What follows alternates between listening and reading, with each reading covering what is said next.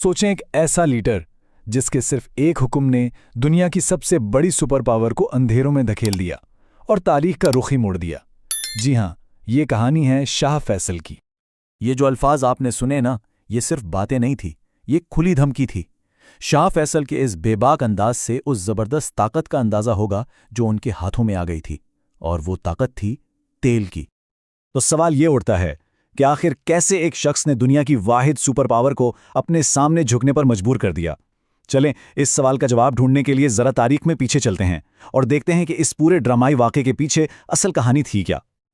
अजय शाह फैसल की इस ताकत को समझने के लिए ना हमें पहले उस सल्तनत की जड़ों को देखना होगा जिसके वो वारिस बने, क्योंकि उसकी बुनियाद ही आप कह लें काफी गैर मामूली थी। देखें, कहानी शुरू होती है सन 1744 से, जब आले सौद और मोहम्मद इब्ने अब्दुल वहाब के दरमियान एक इत्तेहाद हुआ और इसी इत्तेहाद ने एक नजरियाती रियासत की बुनियाद रखी। फिर वक्त आगे बढ़ा, पहली जंग अजीम आई, अरबों ने सल्तनत उस्मानिया के खिलाफ बगावत कर दी और पूरे इलाके का नक्शा ही बदल कर रख दिया। और फिर आखिरकार 1932 में अब्दुल अजीज इब्ने सौद ने इन सारे बिखरे हुए कबीलों को इकट्ठा किया और एक नई सल्तनत बना डाली। उस वक्त ना अरब दुनिया में दो बड़े लीडर थे। एक तरफ थे शरीफ हुसैन जो उसूलों पर डट गए, सब कुछ ठुकरा दिया और नतीजा अपनी बादशाहत ही गंवा बैठे। और दूसरी तरफ शाह अब्दुल अजीज थे। उन्होंने आप कह लें ज़्यादा प्रैक्टिकल सोच अपनाई, अंग्रेज़ों से हाथ मिलाया और एक ऐसी सल्तनत हासिल कर ली जिसकी किस्मत में तेल की बेपनाह दौलत लिखी थी।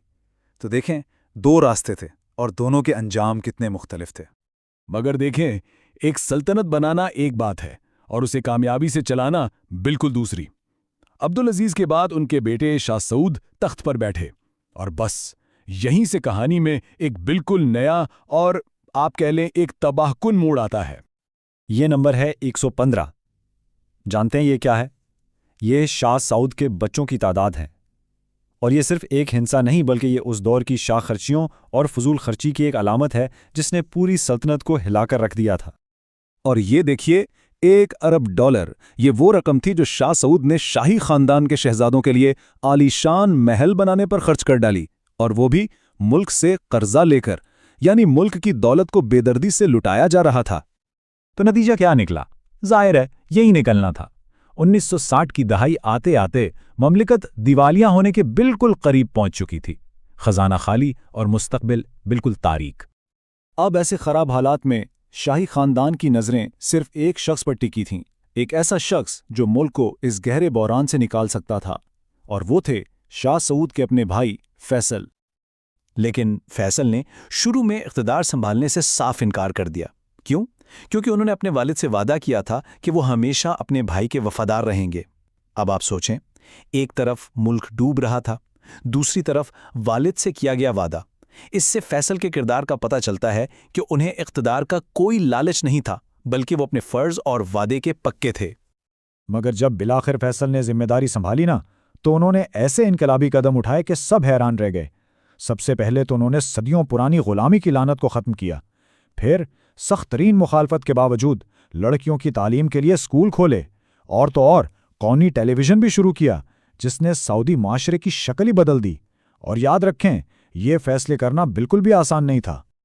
उन्होंने अपनी पहली तकरीर में कहा, मैं तुम्हारा बादशाह नहीं हूं, मुझे अपना दोस्त और खादिम समझो, तख्त सिर्फ अल्लाह का है। उन अल्फाज से ही उन्होंने साफ बता दिया कि उनका अंदाज अपने भाई से जमीन आसमान का फर्क रखता है। यही आजिज़ी थी जिसने इन्हें लोगों के दिलों का बादशाह बना दिया।